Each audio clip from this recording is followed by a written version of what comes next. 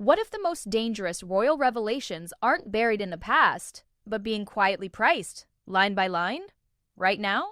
That's the question I couldn't shake when this story first crossed my desk. Not because of who it involved, not even because of what was being discussed, but because of how calm it all seemed, how procedural, how professional. There was no public outburst, no dramatic announcement, no carefully timed interview to spark headlines. In fact, on the surface, nothing appeared to be happening at all.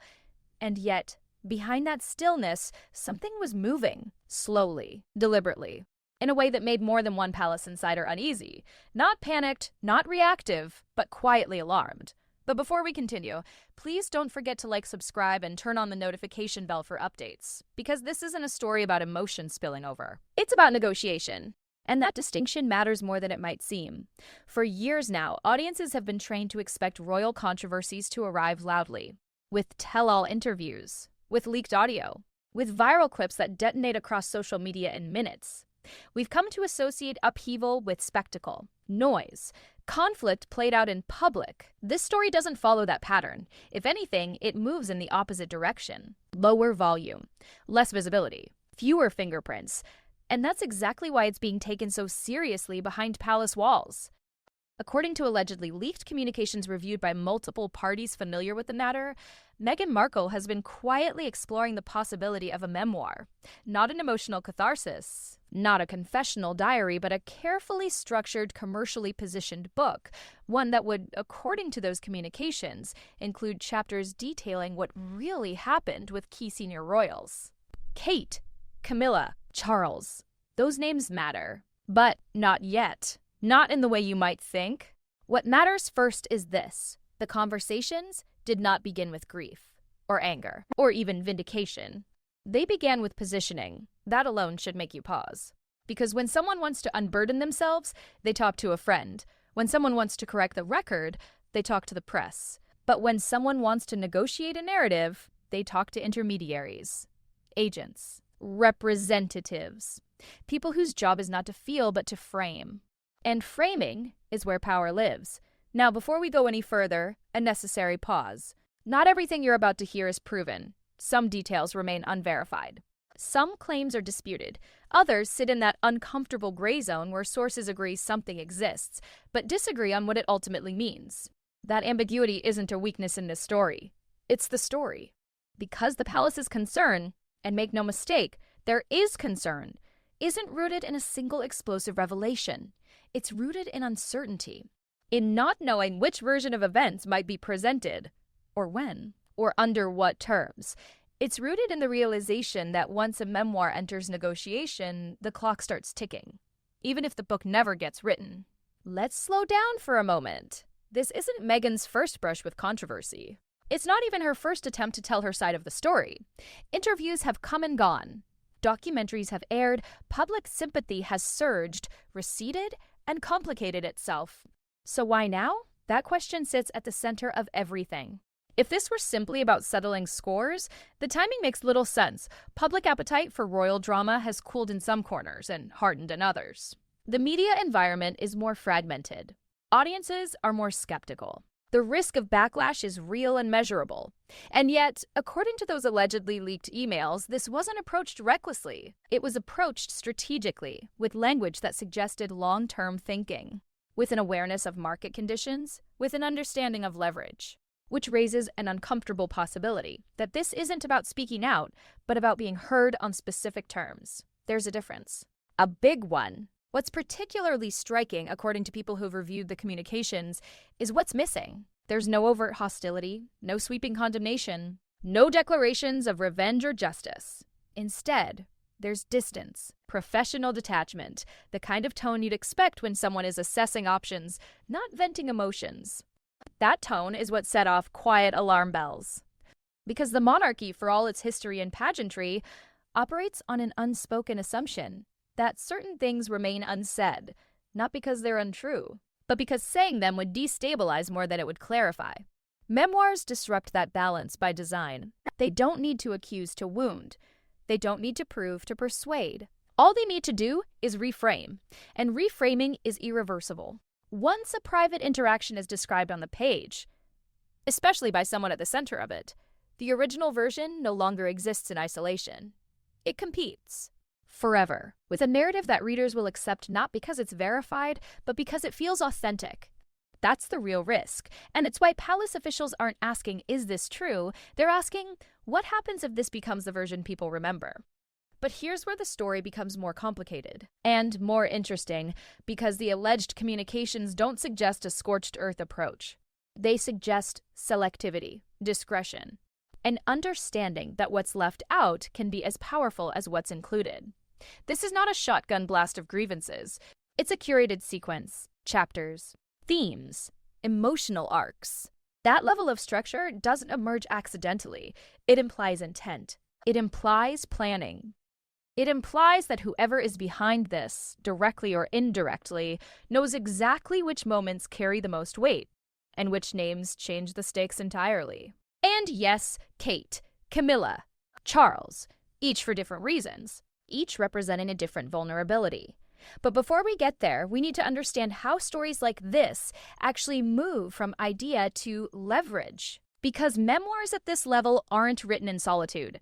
They're engineered, tested, positioned. They pass through hands that never appear on the cover. And those hands matter. According to sources familiar with the situation, the earliest conversations didn't involve publishers directly. They involved feelers. Exploratory outreach. Quiet assessments of interest, the kind designed to gauge appetite without committing to a direction. This is standard practice in high-stakes publishing. It's also how narratives begin to acquire value. Once interest is confirmed, everything shifts. Silence becomes a strategy.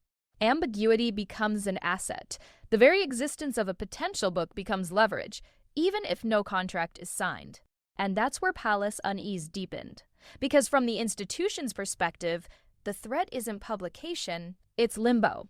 A story that might drop tomorrow, or next year, or never, but whose shadow alters behavior in the meantime. You can't rebut a book that doesn't exist. You can't contextualize chapters that haven't been written. You can't prepare the public for revelations that are only hinted at behind closed doors.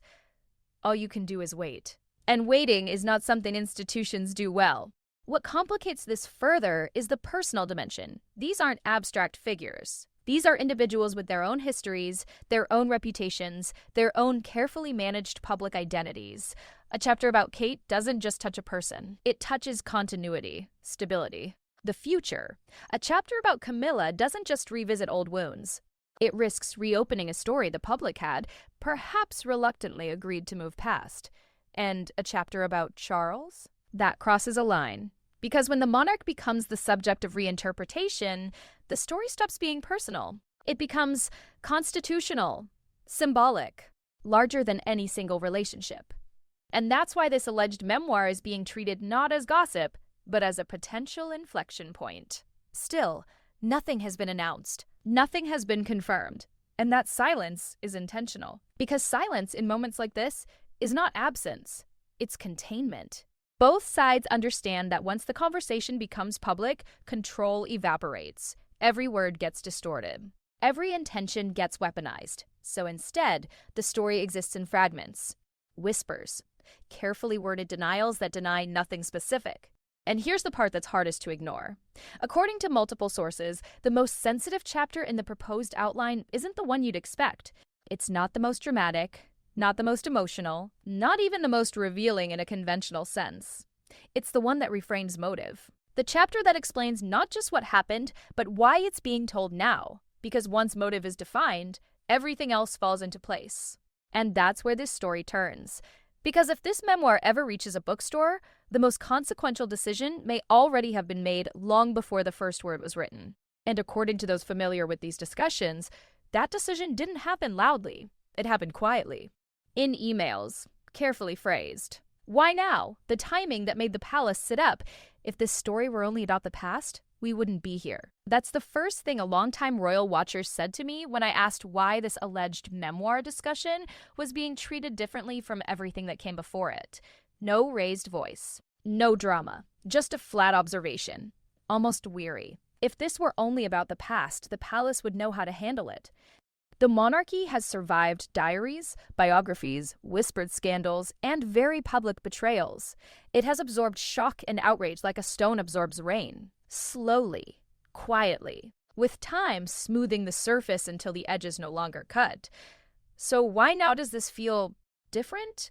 Why does the timing itself appear to be the problem? Because timing is never accidental, not at this level. Not when nothing else in the public record seems to demand urgency. There was no fresh provocation, no explosive headline forcing a response, no sudden legal development or newly unearthed document pushing the story back into the spotlight. And yet, according to those allegedly leaked communications, exploratory conversations began anyway, not impulsively, not emotionally, deliberately. That's the first contradiction that deserves attention. Publicly, things appear quiet. Meghan has largely stayed out of the spotlight in recent months. No high-profile sit-down interviews. No dramatic statements. No visible escalation of rhetoric. If anything, there's been a sense of withdrawal, a recalibration after years of being everywhere all at once. Which is precisely why private movement now raises eyebrows. Because silence doesn't always mean retreat. Sometimes it means repositioning. And that's what timing tells you, if you're willing to listen to it. Let's talk about the moment we're in. The royal family is no longer in a period of peak scandal saturation. The public isn't clamoring daily for new revelations. Fatigue has set in. Audiences have heard competing versions of events so many times that outrage no longer flares the way it once did. In media terms, this is not an obvious moment to drop a bombshell, which begs the question, why initiate discussions when attention is lower, not higher? The answer may be uncomfortable, because when attention is low, leverage is higher. When no one is shouting, whispers carry further. A memoir floated during peak drama becomes just another voice in the noise. A memoir floated during relative calm becomes disruptive by default. It doesn't compete with chaos, it creates it. And institutions built on stability are most vulnerable when disruption arrives unexpectedly. There's another layer to the timing that insiders keep circling back to. One that has nothing to do with Meghan at all. The monarchy itself is in transition, a relatively new reign, a public still adjusting, a family navigating illness, succession, and shifting public expectations, all under the weight of relentless historical scrutiny. This is not a moment of confidence. It's a moment of recalibration, which means reputational shocks land differently now than they might have a decade ago. That context matters. Because memoirs don't exist in a vacuum. They don't land on blank slates. They collide with whatever uncertainty already exists and amplify it. From the palace's perspective, the danger isn't that old wounds will be reopened. It's that unresolved questions will be reframed at a time when the institution has less appetite for internal turbulence. But again, if this were simply about seizing a moment of weakness, the tone of the alleged communications would likely reflect that. It doesn't. According to those familiar with them, there's no sense of urgency, no pressure language, no now or never framing. Instead, there's patience, which brings us to the most unsettling possibility of all, that this timing isn't reactive, it's anticipatory. What does that mean? It means acting before something changes. Not after. It means positioning a narrative before external events force one. It means preparing leverage before it's needed. And that raises questions no one publicly wants to ask. Is this about control? Is this about future-proofing a version of events? Is this about ensuring that when history is written, formally, academically, institutionally, another record already exists alongside it? Because memoirs don't just speak to the present, they embed themselves into the future. They get cited, quoted, taught, referenced. They become part of the archive, and once that happens, the original story, whatever it was, no longer stands alone. That's the long game. And long games aren't played impulsively. They're played when someone believes the window is opening, or closing.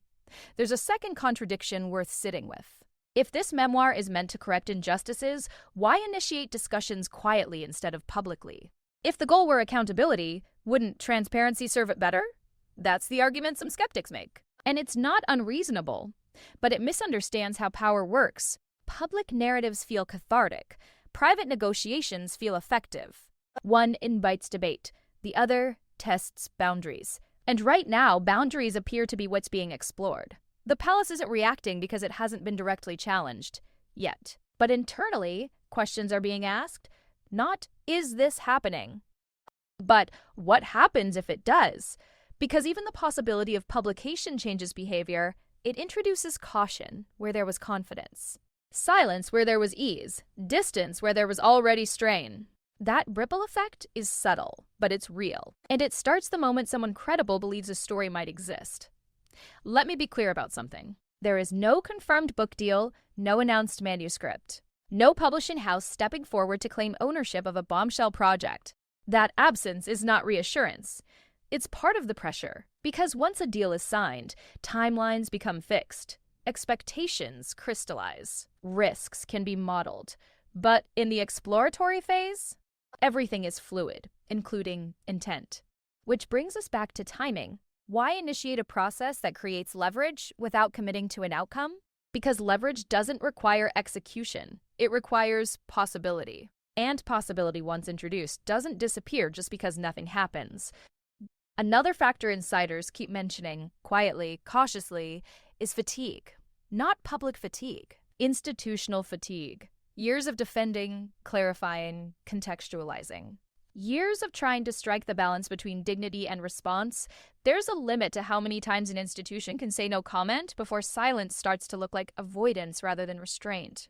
A memoir floated at this moment doesn't just threaten to tell a story. It threatens to test how much silence the palace can afford.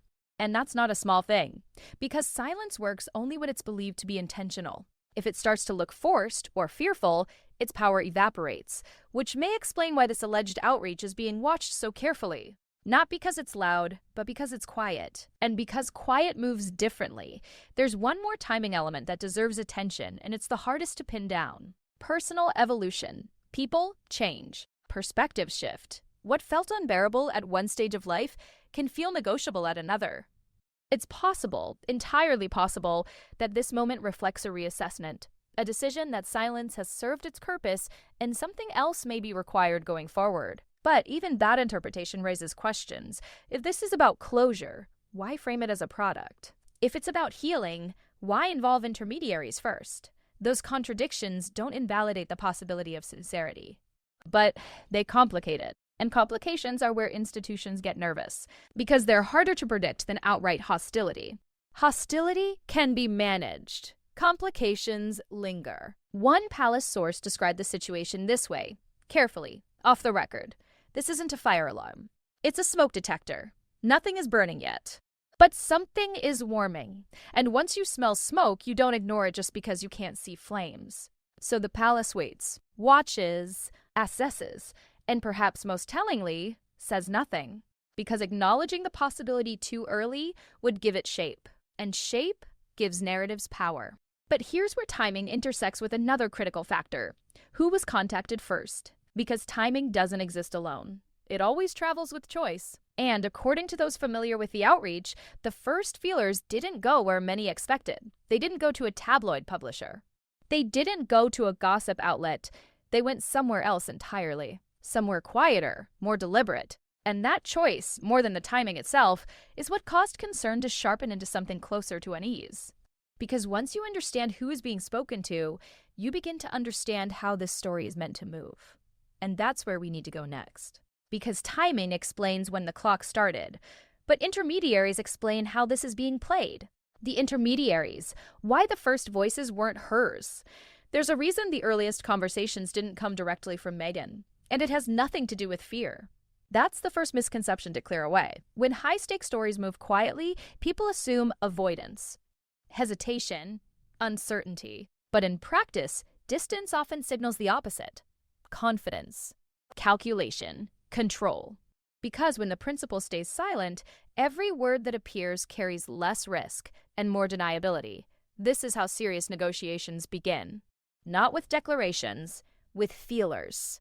According to multiple sources familiar with the alleged outreach, the first communications weren't emotional appeals or personal explanations. They were professional introductions, polite, measured, written in the kind of language designed to sound neutral while doing something very specific, testing appetite, not just interest. Appetite.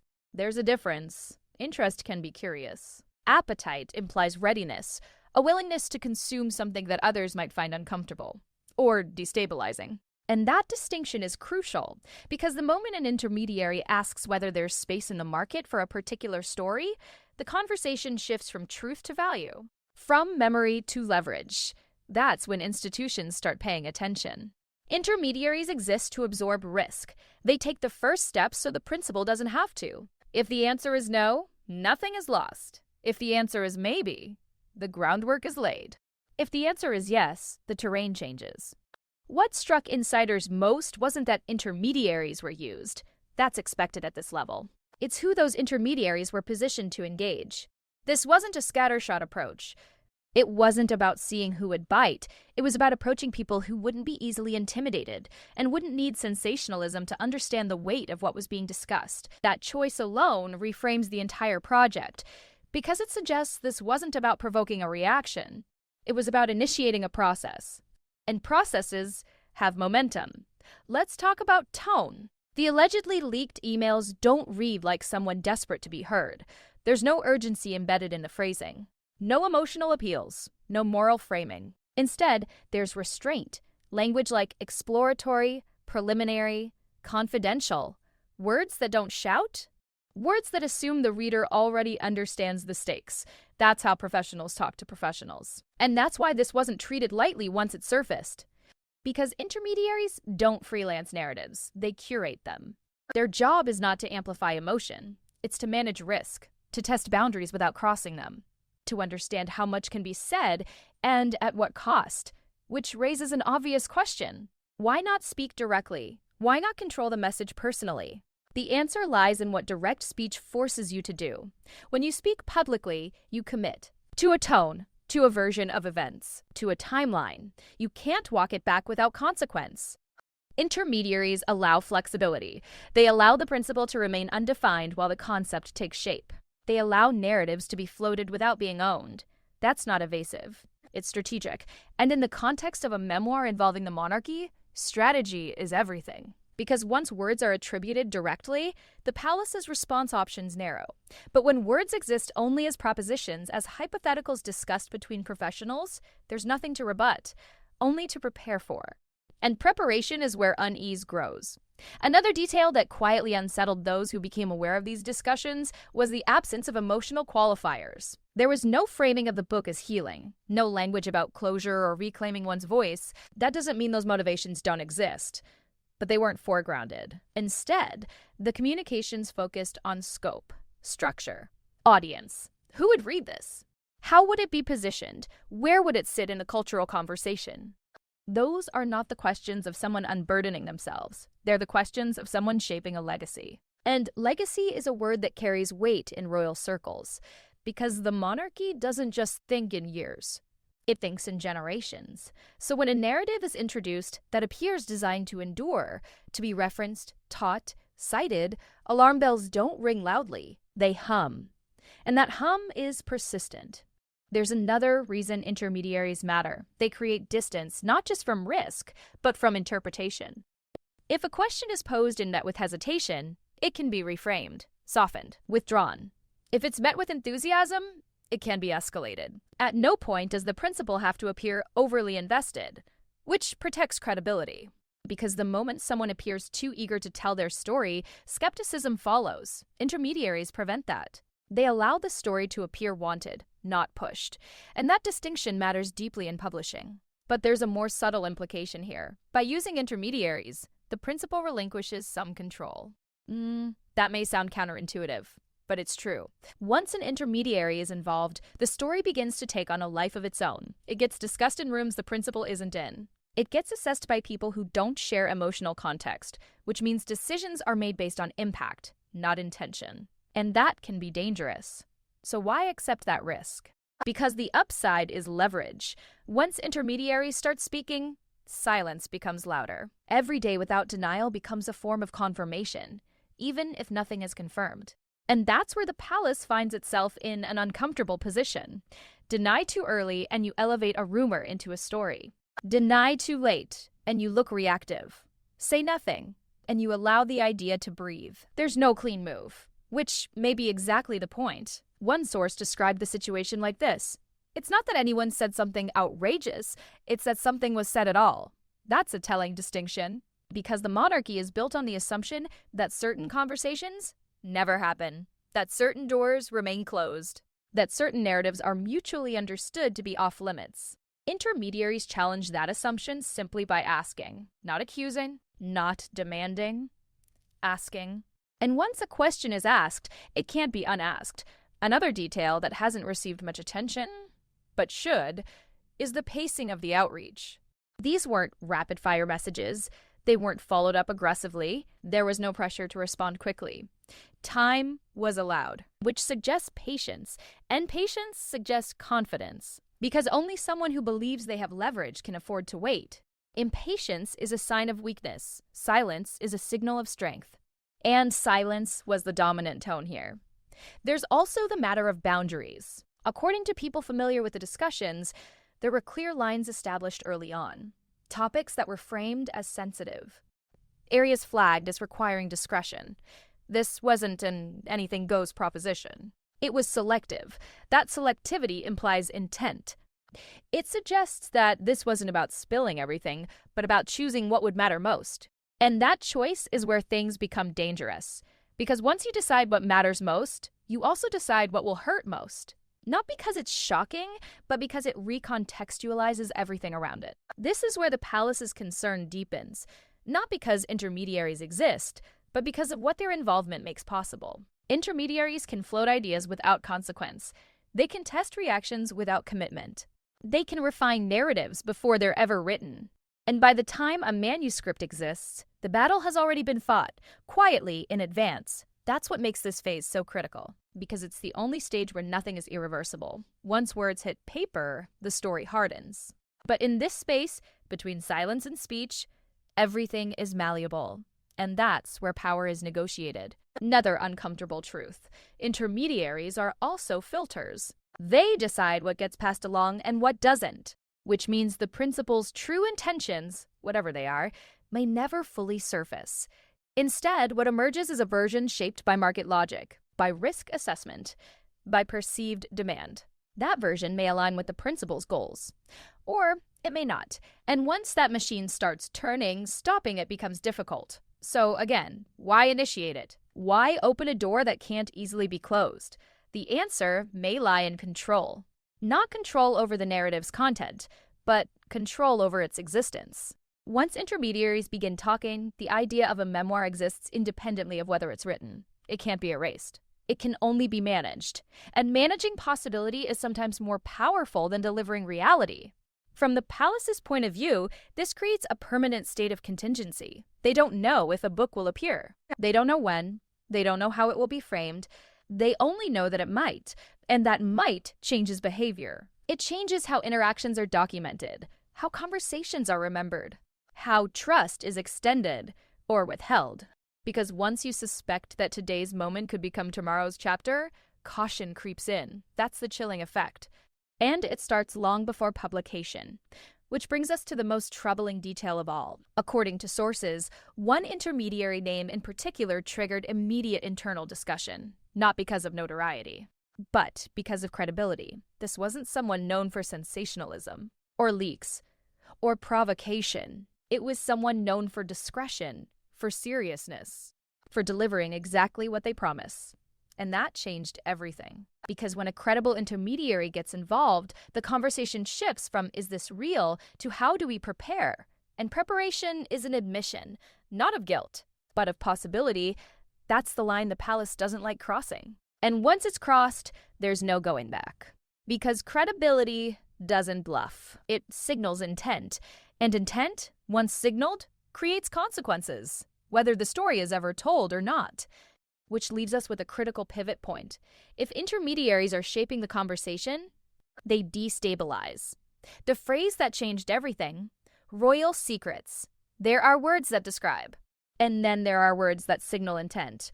Royal secrets falls firmly into the second category. According to people familiar with the alleged communications, the moment that phrase appeared, not shouted, not emphasized, just placed there with deliberate calm, something shifted. Not outwardly. Not in a way that would ever make headlines. According to people familiar with the alleged communications, the moment that phrase appeared, Not shouted, not emphasized, just placed there with deliberate calm. Something shifted, not outwardly. Not in a way that would ever make headlines, but internally, among those trained to read between lines rather than react to them, because secrets isn't a neutral word. It doesn't describe memory.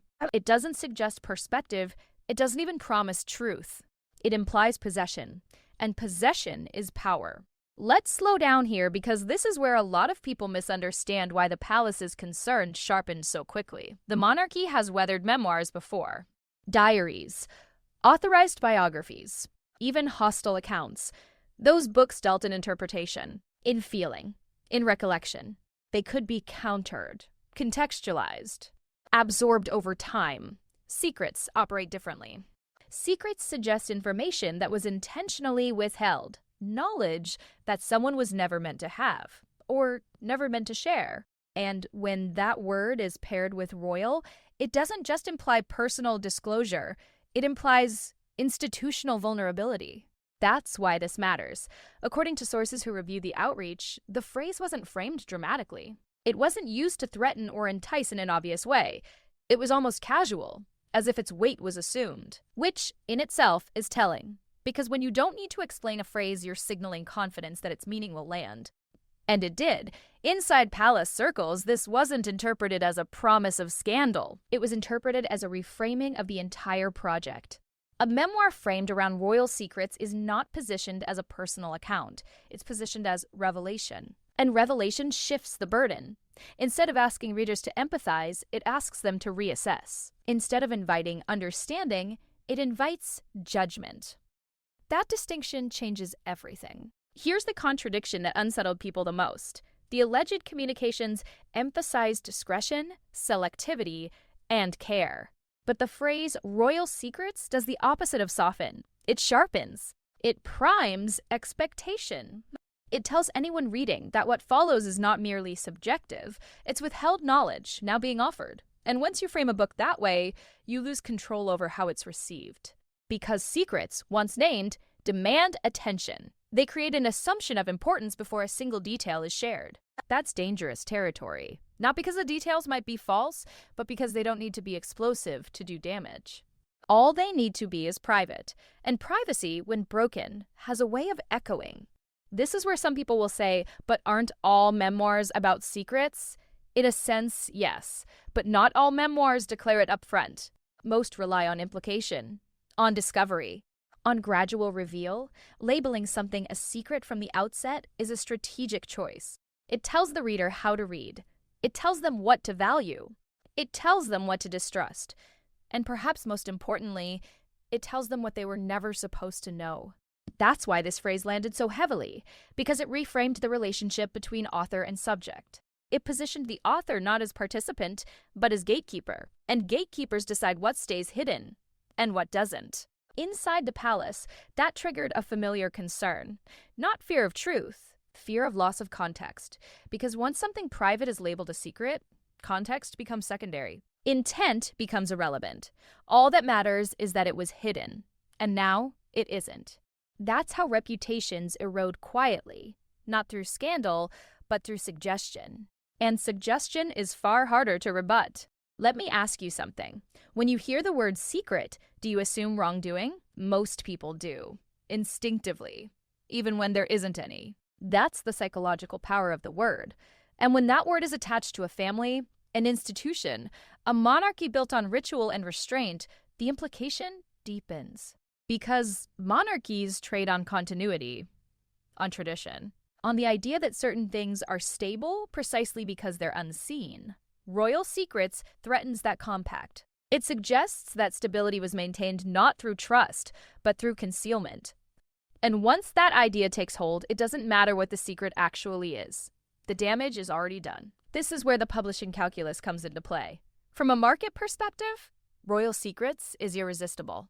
It promises access, exclusivity, finality. It suggests this is the last door, the last room, the last untold story. And audiences respond to that framing, whether or not the content delivers. Which means the phrase isn't just descriptive, it's commercial. That alone would raise eyebrows. But there's more. According to sources, the phrase appeared alongside careful language about boundaries, about sensitivity, about what would and wouldn't be included. Again, contradiction. You don't promise secrets while emphasizing restraint unless you're trying to do two things at once: attract interest while signaling responsibility. It's a difficult balance, and one that, if mishandled, collapses quickly. Because restraint in content doesn't negate impact in framing. Even a gentle secret, even a carefully told private moment, once published, loses its privacy forever. That permanence is what the palace understands all too well. Institutions survive not by erasing mistakes, but by containing them. Memoirs, especially those framed as revelations, blow containment apart. Once something is on the page, it becomes fixed. It can be cited without nuance, extracted without context, quoted without balance. And that's before we even talk about social media. In the digital age, secrets don't stay within covers. They're sliced into headlines, stripped of tone, amplified by those with agendas. A single line becomes 1,000 interpretations, and each interpretation lives its own life. So when insiders saw royal secrets floated not as a headline but as a working phrase, the concern wasn't about sensationalism. It was about inevitability. Because once you frame something that way, you can't unframe it, even if the final manuscript softens the language, even if publishers suggest adjustments, even if lawyers caution restraint. The concept is already out there. And concepts are stubborn. They lodge themselves in the public imagination and refuse to leave. Another layer to this, and it's subtle but important, is authorship. Who gets to define what counts as a secret? That's not a neutral question. What one person considers a private misunderstanding, another may consider a hidden truth. What one side views as discretion, the other may view as suppression. Once you grant someone authority to label something a secret, you grant them authority over interpretation. And that authority, once exercised, can't be easily challenged. Because challenging it requires disclosure, and disclosure opens more doors. It's a trap institutions have learned to avoid. Which brings us back to why this phrase mattered so much. It signaled that this memoir, if it proceeds, would not simply recount events. It would assign meaning. It would decide which moments mattered, which silences were intentional, and which omissions were suspect. That's not storytelling. That's adjudication. And when someone outside the institution takes on that role, the institution loses something it can never fully reclaim. There's another dimension here that hasn't been widely discussed. Royal secrets also implies scarcity, that there is a finite amount of truth, and that this book holds the remainder. It positions the author as the final witness, the last voice, and finality is dangerous. Because once a story is perceived as the last word, everything that comes after is dismissed as revisionism. That's how narratives harden into history, not through consensus, but through repetition. This is why timing, intermediaries, and language all intersect here. None of these elements alone would trigger concern. Together, they form a pattern of deliberate positioning. And that pattern suggests that this memoir isn't being treated as a momentary intervention, but as a long-term imprint. Something meant to endure, to be referenced, to be cited when future debates arise about what really happened during this chapter of royal history. That's the part that makes people inside the palace uncomfortable. Not because they believe everything will be untrue, but because they know that once something is framed as a secret, it becomes authoritative by default, and authority once shifted doesn't return easily. One source described it this way, carefully choosing words. It's not the secrets themselves. It's who gets to call them secrets. That distinction matters, because it reframes the issue away from content and toward control. Who controls the past? Who controls interpretation? Who decides what was hidden? And why? Those are questions institutions guard fiercely. And memoirs framed as revelations challenge them directly. Now, here's where things take another turn. According to those familiar with the proposed structure, royal secrets wasn't meant to apply evenly across the book. It wasn't a blanket claim. It was targeted.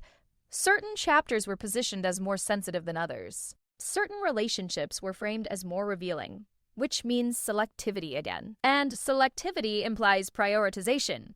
Someone somewhere decided which stories carried the most weight. And that decision tells us more than any leaked line ever could, because once you see what's being highlighted, you see what's meant to shift. And this is where specific names begin to matter, not because of scandal, But because of symbolism, each name carries a different kind of power, a different vulnerability, a different consequence. And the order in which they appear tells its own story. Which brings us to the first of those chapters. The one insiders say was handled with the most care and the most tension. Not because it was the most explosive, but because it involved the person whose image is most tightly bound to the monarchy's future. And once that chapter is written, or even imagined, nothing looks quite the same. Some stories destabilize institutions. Others destabilize people. The difference matters more than most realize. According to multiple sources familiar with the proposed structure, the chapter involving Kate wasn't framed as the most dramatic. It wasn't positioned as the most revelatory. And it certainly wasn't presented as the centerpiece of the memoir. And yet, internally, this was the chapter that produced the longest pauses. Not sharp reactions. Not alarmist briefings. Just silence. The kind that lingers a second longer than expected, as if everyone in the room understands the same unspoken thing at the same time. Because when it comes to Kate, the stakes are different. This isn't about hierarchy, or power, or even authority.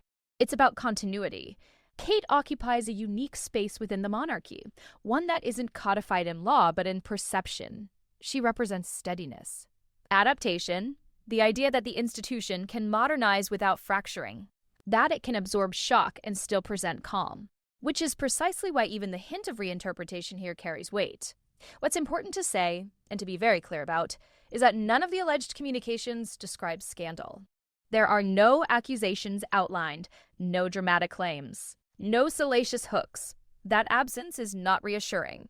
It's strategic, because you don't need scandal to alter perception. You just need ambiguity. And ambiguity, when applied to someone whose public image is built on restraint, can be deeply destabilizing. This is where a lot of people get it wrong. They assume damage comes from exposure, from secrets revealed, from shocking behavior dragged into the light. But in reality, the most effective reputational shifts come from reframing intent, from suggesting that moments once seen as benign were actually fraught. That silences once read as dignity were actually something else. That misunderstandings weren't misunderstandings at all. That's a far subtler move, and far harder to counter. According to those who reviewed the outline, the Kate chapter wasn't written or even described as confrontation. It was positioned as context, as emotional environment, as what it felt like rather than what was done. That distinction is crucial, because emotional narratives don't require verification. They can't be disproven in the traditional sense. They live in tone, memory, interpretation. And once they're published, they exist on equal footing with fact. This is why the palace is particularly sensitive about anything involving Kate. Not because there's something to rebut. If someone claims a meeting felt cold, how do you counter that? If someone writes that an interaction carried an unspoken tension, what document disproves it? You can't issue a statement correcting someone's feelings. You can only deny events. And events aren't always the point. That's the vulnerability. Kate's public role has always been defined by what she doesn't do. She doesn't speak out. She doesn't clarify. She doesn't correct the record. That silence has been interpreted, until now, as strength. But in the hands of someone else's narrative, silence becomes pliable. It can be framed as distance, as calculation, as indifference. And once framed that way, it shifts how past moments are remembered.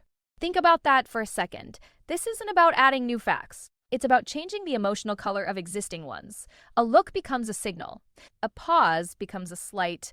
A carefully neutral interaction becomes evidence of something withheld. This is why insiders say this chapter was handled with extra care, not because it was more explosive, but because it was more delicate. Because delicate things break quietly.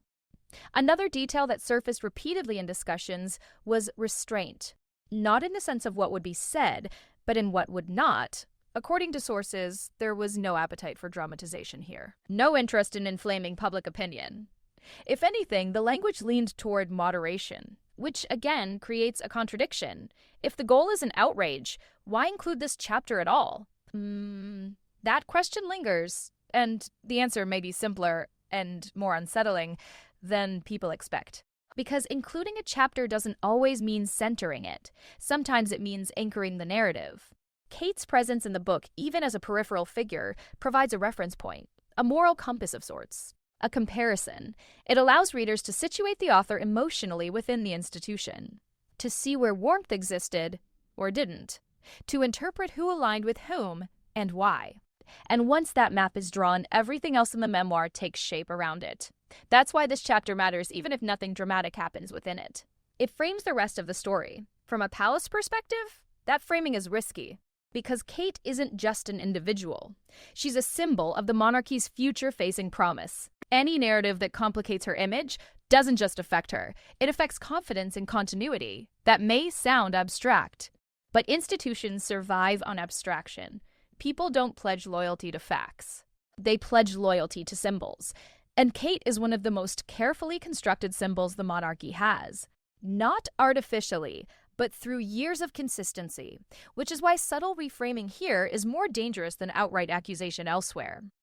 Another point insiders emphasized: expectation. The public expects Kate to remain silent, to endure, to rise above. That expectation creates a vacuum.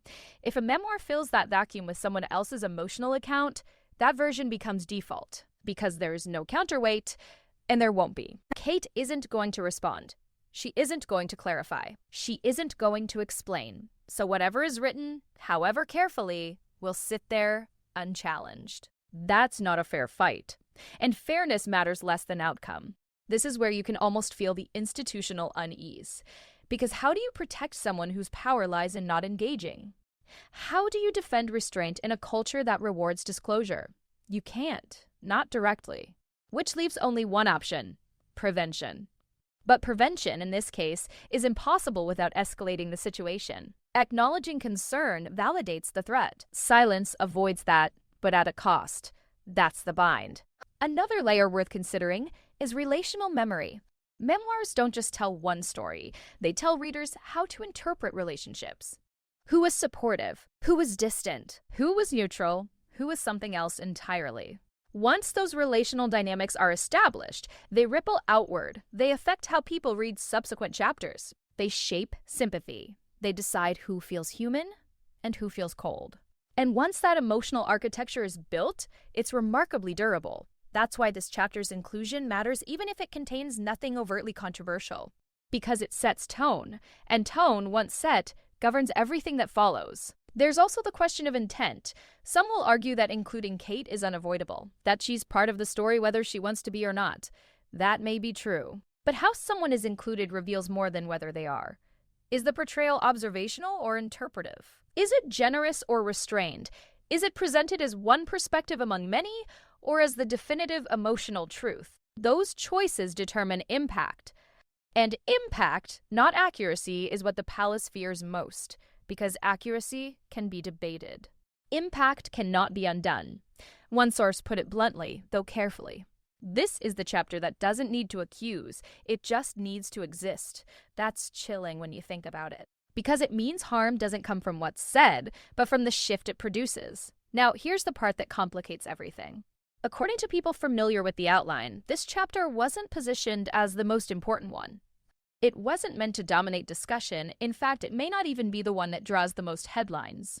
That distinction belongs elsewhere, which means this chapter's power lies in subtlety. And subtlety is far more dangerous in the long run because it bypasses defensiveness. It feels reasonable, measured, almost inevitable. Readers don't argue with it. They absorb it. And once absorbed, it becomes part of how they remember the entire era. This is why palace officials don't want to overreact. Overreaction would make this chapter feel more important than it might otherwise be. It would draw attention where silence might allow it to pass with less friction. But underreaction carries its own risk. Because if this chapter lands quietly, without challenge, it becomes normalized. And normalization is the real threat. Another aspect that hasn't been publicly discussed is comparison. Memoirs invite readers to compare experiences. Who was kind? Who was distant? Who felt safe? Who didn't? Even without explicit judgment, comparison emerges organically. And in those comparisons, silence loses. Because silence doesn't explain itself. It just sits there, waiting to be interpreted. Which brings us back to the central unease. This chapter isn't dangerous because of what it alleges. It's dangerous because of what it implies. The relationships once seen as neutral may have been emotionally charged. That dynamics once assumed to be professional may have been personal. That choices once framed as institutional may have been something else. Those implications don't require evidence. They require only narrative presence. And narrative presence is exactly what a memoir provides. Now, consider this. If the K chapter were removed entirely, it would raise questions. Why exclude her? What's being avoided? What's being protected? Inclusion, paradoxically, can appear more balanced than omission, which means the safest way to introduce complexity is to do so quietly, with moderation, with restraint, and that restraint makes it harder to challenge. This is why insiders describe this chapter as sensitive rather than explosive. It's not about fireworks. It's about erosion, slow, almost imperceptible shifts in how people remember. And once memory shifts, everything else follows. The palace understands this instinctively. They know that reputations aren't destroyed in moments. They're reshaped over time, through stories that feel reasonable, through perspectives that feel sincere, through silence that feels complicit. That's why this chapter produced such discomfort. Not because anyone expects scandal, but because no one knows how to respond to sincerity framed as truth. Which leaves one question hanging. If this chapter is handled with such care, if it's not meant to provoke, if it's not even the most sensitive one, then what is? Because according to multiple sources, there is another chapter, one that moves beyond emotional reinterpretation and into something far more consequential. A chapter that doesn't just affect perception, it affects authority. And once that line is crossed, the story stops being personal altogether. Camilla. Power, perception, and long memory Camilla's name changes the temperature in a way few others do. Not because of scandal, not because of fresh controversy, but because her story already carries history, and history, once reopened, never returns in the same shape. According to sources familiar with the proposed structure, the chapter involving Camilla wasn't treated as an emotional interlude. It wasn't positioned as catharsis or confrontation. It was framed as perspective. And perspective, in this case, is a loaded word, because Camilla is not just a person within the royal ecosystem. She is a symbol of endurance, of transformation, of a reputation that survived something many believed it never would. That's what makes her uniquely vulnerable to reinterpretation. You don't have to accuse Camilla of anything new to destabilize her standing. All you have to do is revisit what people think they already know, and suggest that something about it was incomplete. That's the risk. Camilla's public rehabilitation was not accidental. It took years, decades even. It was slow, deliberate, and, most importantly, collective. The institution, the press, and the public gradually agreed to move forward, not to forget the past, but to place it behind something else. That agreement is fragile. And memoirs have a habit of testing such agreements, not by shattering them outright, but by quietly questioning the terms. According to those who've seen how this chapter was conceptualized, the approach was careful, almost deferential. There was no appetite for sensationalism. No attempt to recast Camilla as a villain. That restraint is precisely what makes this chapter complicated. Because when you revisit a long-settled story without dramatics, you invite readers to reassess it on their own terms. And reassessment is unpredictable. Here's the thing about Camilla's role in the monarchy. Her authority doesn't come from lineage. It comes from acceptance. That acceptance was earned, not assumed.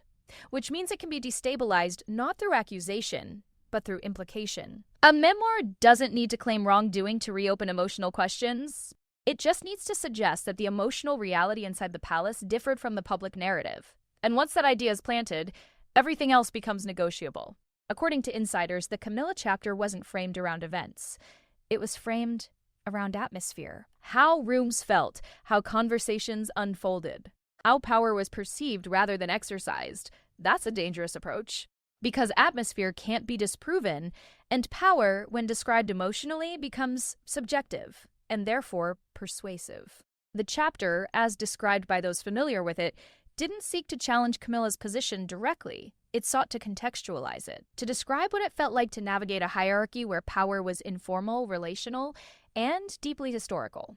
That framing subtly shifts the reader's understanding. It moves Camilla from being a resolved chapter in royal history to an active presence in a lived emotional environment. And once that happens, the past stops being past. This is where palace unease intensifies. Because the monarchy has spent years encouraging the public to see Camilla as settled, as stable, as no longer controversial. That effort worked precisely because the story stopped being told.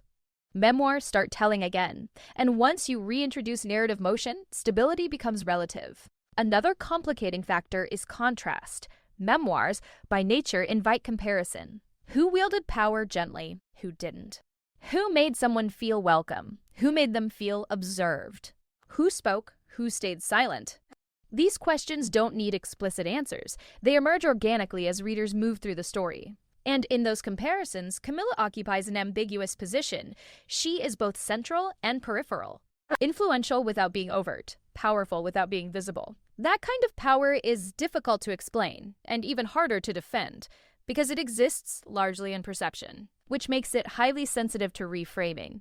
Consider this. If a memoir describes Camilla as pragmatic, some readers will see wisdom. If it describes her as reserved, others will see distance. If it describes her as strategic, interpretations diverge instantly. None of those descriptions are inherently negative, but once they're placed within a narrative of tension, they acquire weight. And that weight shifts how readers interpret everything else around her. That's the problem. Not that Camilla would be attacked, but that her role would be reopened for interpretation. And reopening is the opposite of closure. Another reason this chapter is particularly sensitive is that Camilla's story is not just personal. It's emblematic. It represents the monarchy's capacity to absorb disruption and emerge intact. If that story is reframed even gently, it raises questions about how many other settled narratives might be similarly incomplete. And institutions built on continuity do not like that question. There's also the matter of gendered perception. Camilla has long been subject to harsher scrutiny than her male counterparts. Her actions, demeanor, and influence have been parsed more aggressively.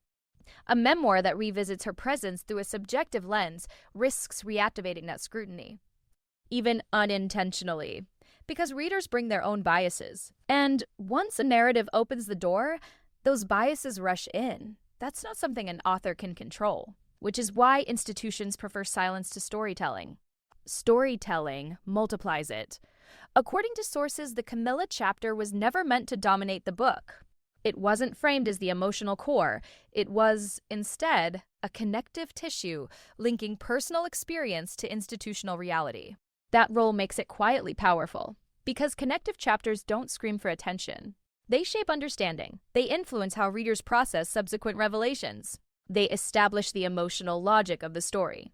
And once that logic is set, everything else aligns with it. This is why the palace doesn't fear what this chapter might say. They fear what it might do, because Camilla's legitimacy rests on a shared understanding that her past no longer defines her present. A memoir that reintroduces emotional ambiguity threatens that understanding. Not through accusation, through recontextualization. And recontextualization is irreversible. Once readers begin to wonder whether acceptance was complete, whether harmony was genuine, whether power was exercised gently or strategically, those questions don't go away. They linger. They get revisited. They get woven into future conversations. That's the long tail of narrative. Another layer to consider is proximity. Camilla's closeness to Charles means any reinterpretation of her role inevitably bleeds into perceptions of his judgment. That matters, because while Camilla's public position is secure, her influence is often understood through her relationship with Charles. If that relationship is reframed, even subtly, it has implications beyond her alone, which is why this chapter, though not explosive, is seen as consequential.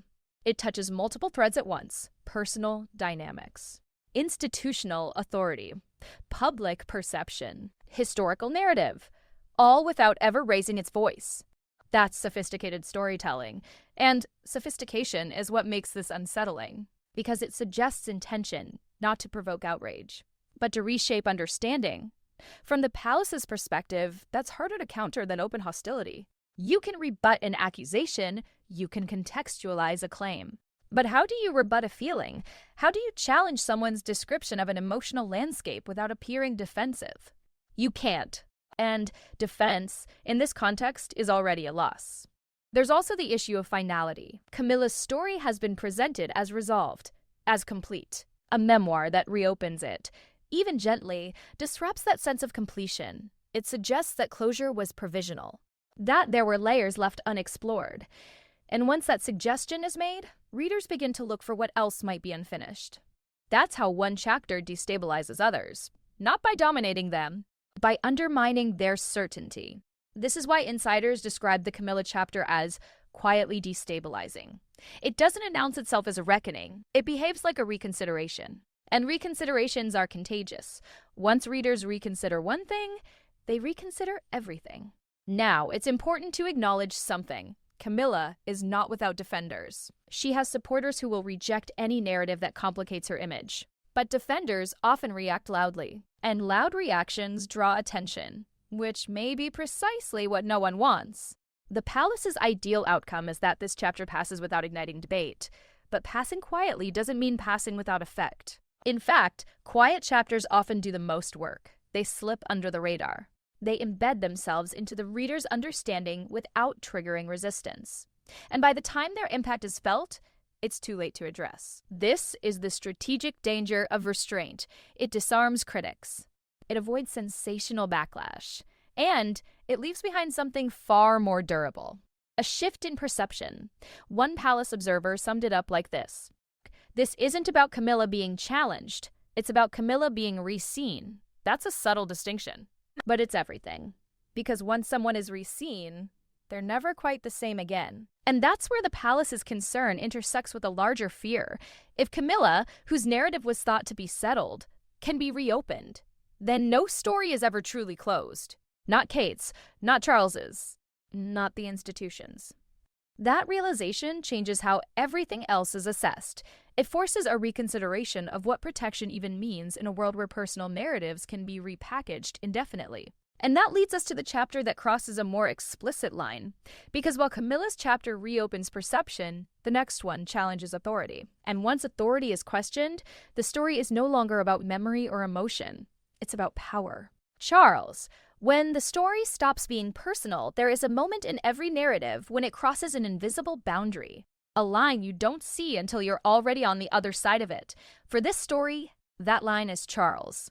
Up until now, everything we've discussed, timing, intermediaries, phrasing, even the chapters involving Kate and Camilla, still exists within the realm of personal experience. Emotional interpretation, subjective memory, important, yes, destabilizing, potentially. But still, in some sense, human? The Charles chapter is different, because once the monarch becomes the subject, the story stops being about relationships and starts being about authority. And authority does not absorb reinterpretation the way individuals do. According to sources familiar with the proposed structure, the Charles chapter was never framed casually. It wasn't treated as another perspective among many. It was approached as something heavier, more deliberate, almost weighted. That alone is revealing, because Charles occupies a dual role that complicates everything. He is both a father and a king, and memoirs don't respect that distinction unless they are forced to. If a story frames him primarily as a father, it invites emotional judgment. Readers weigh warmth, distance, support, disappointment. If it frames him as a king, it invites institutional scrutiny. Decisions are no longer personal. They are symbolic, political, enduring. The danger lies in blending the two. And according to people who've reviewed the outline, that blend is precisely where the chapter's power sits. Not in accusation, in juxtaposition.